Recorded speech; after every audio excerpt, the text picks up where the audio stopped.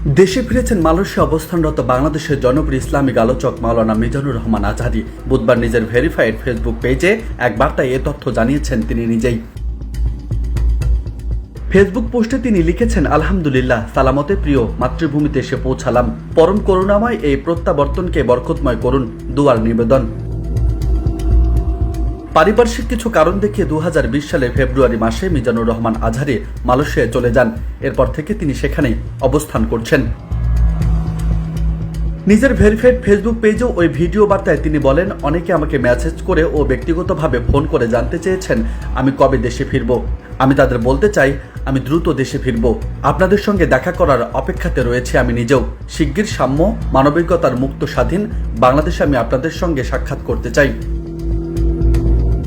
দীর্ঘ ভিডিও বার্তায় তিনি বলেন, তাজা রক্তের মাধ্যমে যারা আন্দোলনকে সফল করেছেন সেই শহীদদের শ্রদ্ধাভরে স্মরণ করছি ও রুহের মাগফিরাত কামনা করছি।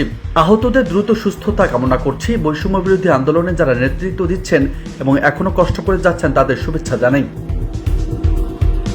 ফেসবুক পোস্টে সদ্য পদত্যাগী স্বৈরাচার সরকারের পতনের ঘটনায় সামনে এনে তিনি বলেন, ক্ষমতার দম্ভে আমরা নিজেদের প্রকৃত অবস্থান ভুলে যাই, যা ইচ্ছে তাই আচরণ করি মানুষের সঙ্গে। কিন্তু সাম্প্রতিক ঘটনা আমাদের দেখিয়ে দিল কোনো অত্যাচারই দীর্ঘস্থায়ী নয়। তাই এসব ঘটনা থেকে আমাদের শিক্ষা নিতে হবে।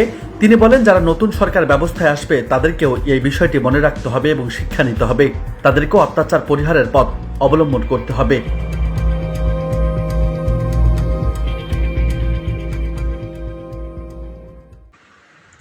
ভিডিওটি দেখার জন্য ধন্যবাদ। ইসলামের প্রচার করতে আমাদের চ্যানেলটি সাবস্ক্রাইব করে পাশে থাকুন এবং আমাদের ভিডিওগুলো শেয়ার করুন।